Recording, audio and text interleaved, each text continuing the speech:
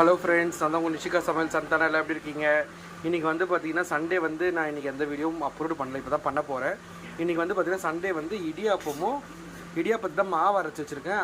3 மணி நேரம் பச்சரிசி ஊற வச்சு மிக்சியில் போட்டு அரைச்சி தண்ணியாக வச்சுருக்கேன். இது நம்ம கடாயில் ஊற்றி கிண்டுவோம், சரிங்களா? கிண்டிட்டு பார்க்கலாம் எப்படி இருக்குன்னு. இன்றைக்கி வந்து மட்டன் கோலா உருண்டை கிரேவியும் பன்னீர் பெட் மசாலாவும் இதுவும் தான் செய்ய போகிறோம். இடியாப்பமும் தான்.